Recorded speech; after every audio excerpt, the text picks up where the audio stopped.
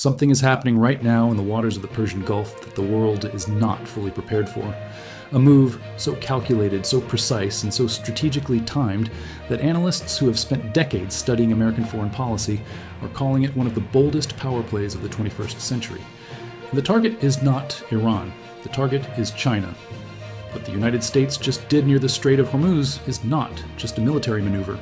It is not just a show of naval strength. It is something far deeper, far more permanent.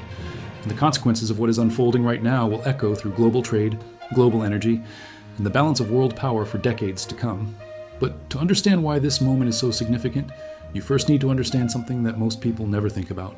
Every single day, roughly 20% of the entire world's oil passes through a narrow strip of water, a choke point so critical, so irreplaceable, that if it were ever closed or controlled, entire economies would collapse within weeks.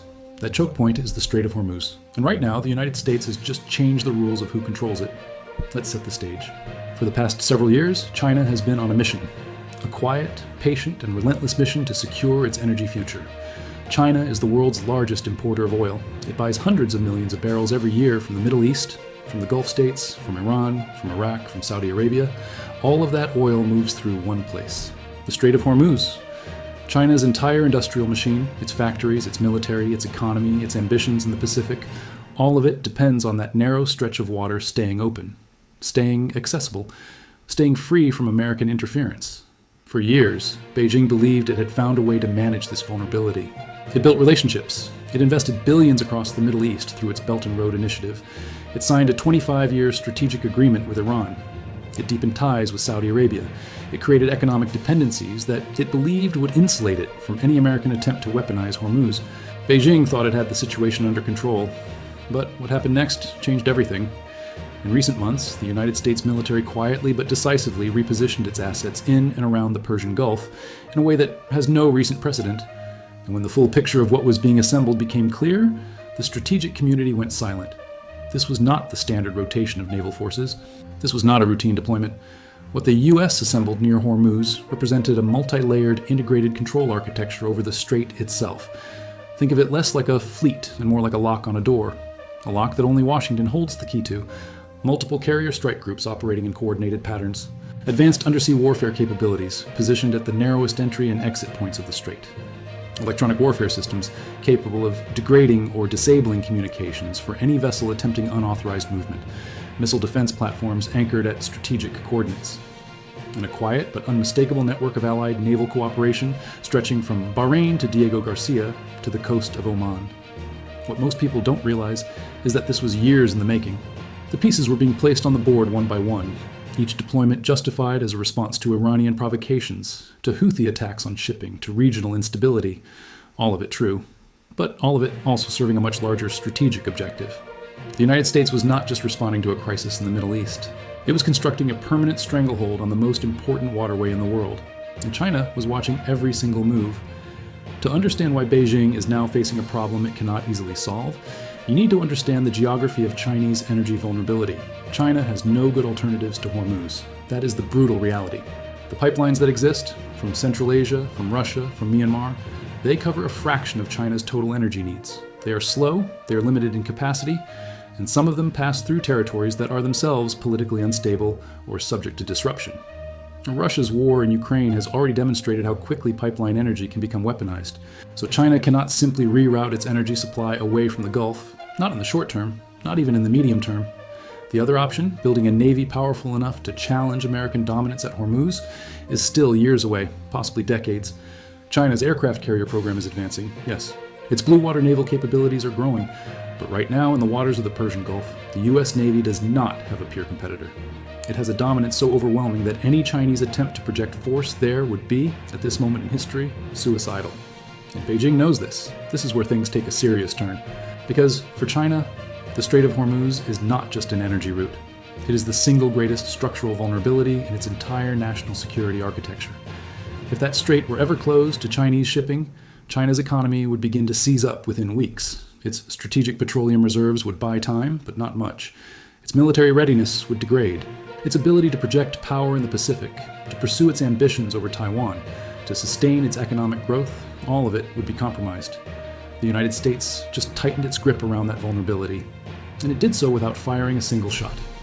Now here is where the story becomes even more complex, because the American move at Hormuz is not just about energy.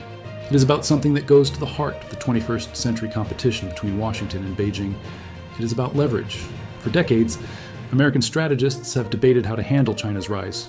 The engagement strategy of the 1990s and 2000s, the idea that integrating China into global trade would eventually moderate its behavior, that strategy is now widely considered to have failed. China took the economic benefits of engagement and used them to build the very military and technological capabilities now challenging American primacy. So what comes next? The answer, increasingly, is pressure. Structural pressure. The kind of pressure that does not require a shooting war. The kind of pressure that is embedded in geography and logistics and the invisible arteries of global commerce. Control Hormuz, and you control a fundamental input to the Chinese economy. You do not need to block the strait to use it as leverage. You simply need to make it undeniably clear that you could. That, at a moment of your choosing, the flow of oil through that narrow passage could be interrupted, redirected, or conditioned on Chinese behavior. That is what the United States just created.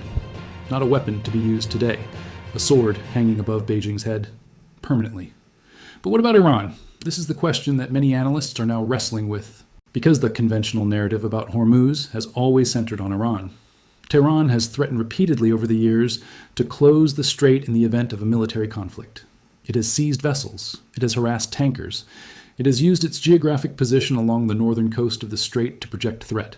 For years, the U.S. military presence in the Gulf was justified primarily as a counter to Iranian aggression. But here's what most people don't realize. The latest American posture at Hormuz is not primarily a response to Iran. Iran, at this moment, is actually a secondary consideration. The primary calculus is China. And in a strange twist of geopolitics, the two objectives, countering Iran and containing China, happen to require exactly the same physical presence in exactly the same piece of water. Iran threatening the strait actually gives the United States a permanent justification for maintaining the very forces that keep Chinese energy supply under American oversight. It is a strategic coincidence so convenient that it almost does not look like a coincidence. Iran fires a few missiles at a tanker. The U.S. announces enhanced naval patrols. The world nods. The news cycle moves on. And quietly, the architecture of control over Hormuz becomes a little more permanent, a little more layered, a little more unassailable. China watches, China calculates, and China finds that every option it has is more costly than the last. Let us talk about what China is actually doing in response, because Beijing is not standing still. The Chinese response to American pressure at Hormuz has unfolded on several tracks simultaneously. First, China has been aggressively accelerating its Strategic Petroleum Reserve Program. It has been buying and stockpiling oil at a pace that has surprised even its own trading partners. The goal is simple: build enough reserves that a temporary disruption of Hormuz access would not immediately cripple the economy. Buy time. Create a buffer. But here is the problem with that strategy. Reserves run out.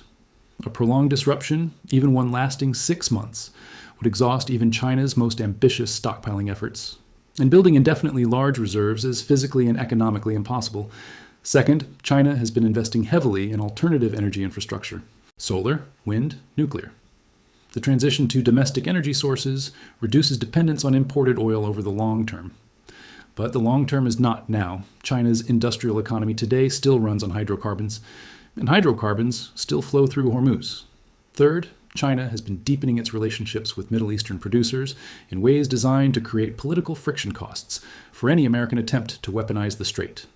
If Saudi Arabia, Iraq, and the UAE all have deep economic ties to China, surely they would resist any American move that cuts off Chinese access to their oil. But this is where things take yet another serious turn, because the Gulf states, for all their economic relationships with China, still depend on the United States for their security. Their royal families, their governments, their military infrastructure, all of it is ultimately backstopped by American power.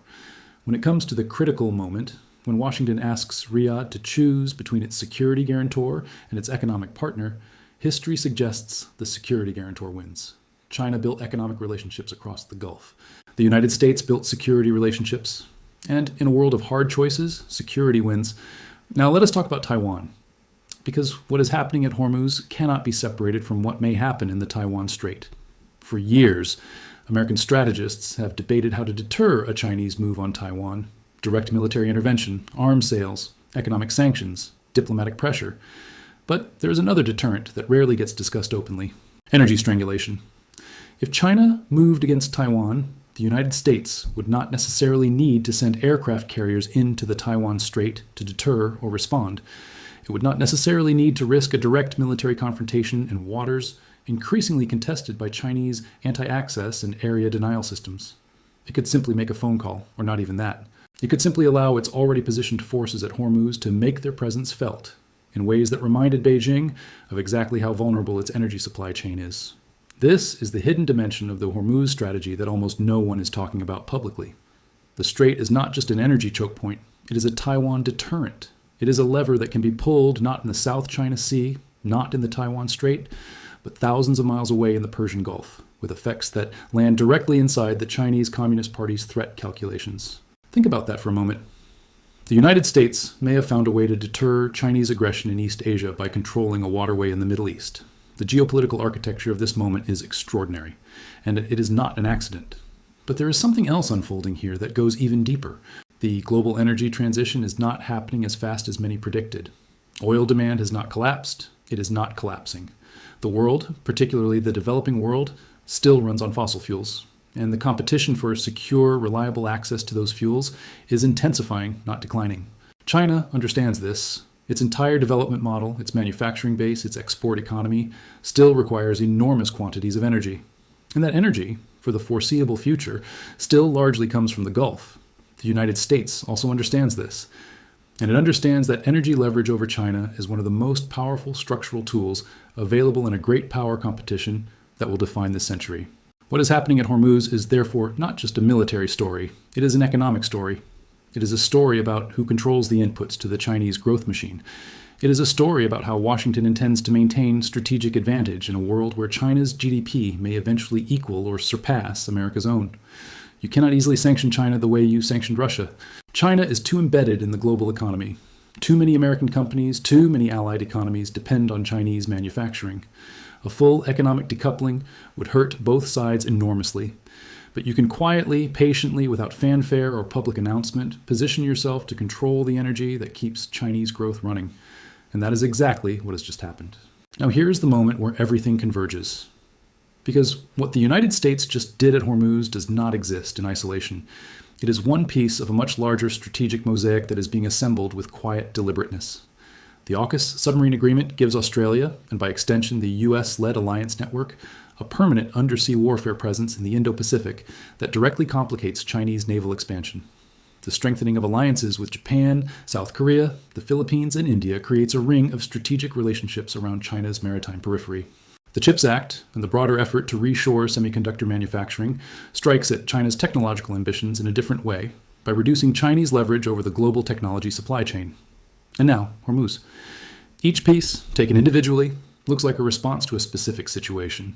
Iranian aggression, Pacific security, semiconductor supply chains.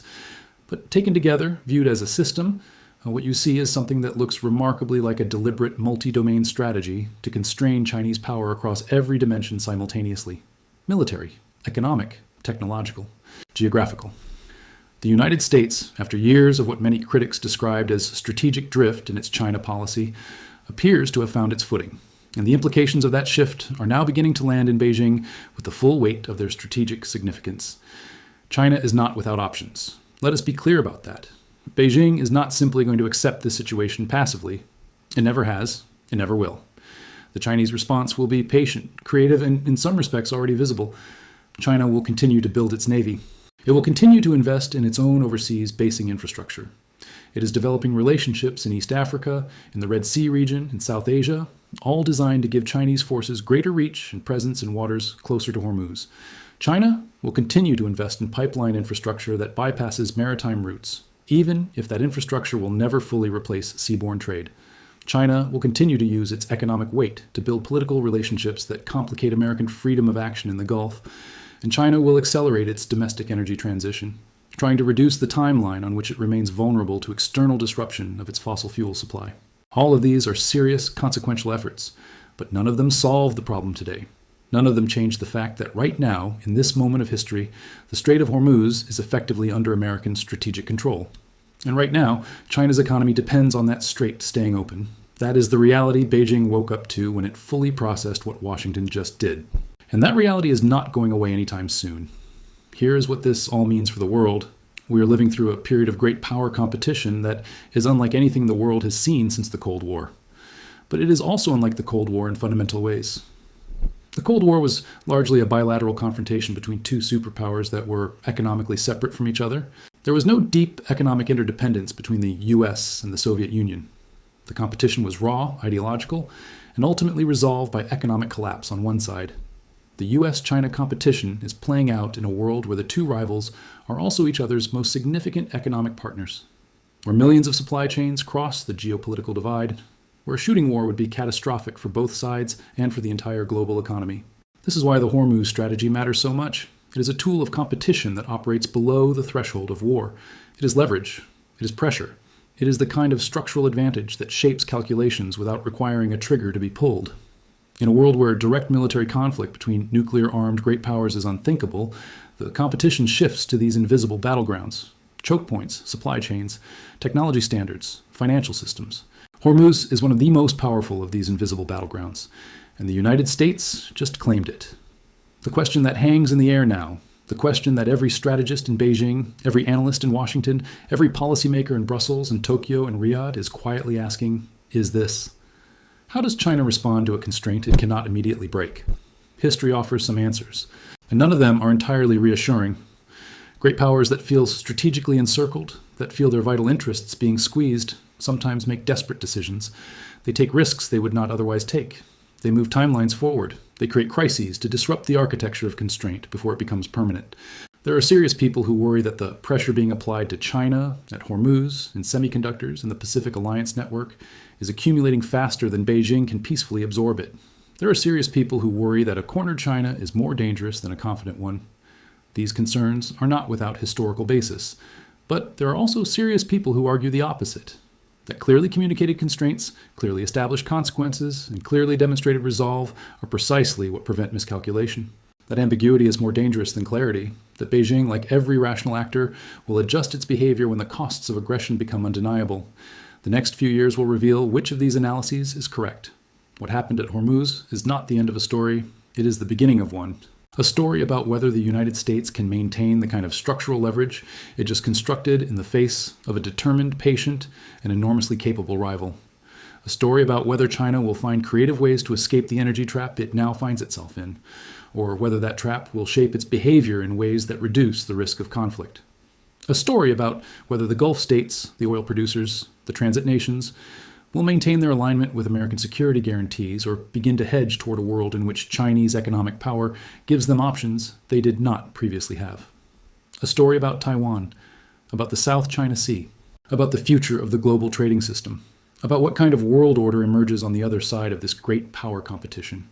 The Strait of Hormuz is 33 kilometers wide at its narrowest point, 33 kilometers of water that connect the Persian Gulf to the world, 33 kilometers that just became the most important real estate on the planet. And right now, standing at that narrow gate, the United States has made its position unmistakably clear. The question is what happens next. And the answer to that question will shape everything for China, for America, for the world. The game has changed, and we are all watching to see what move comes next.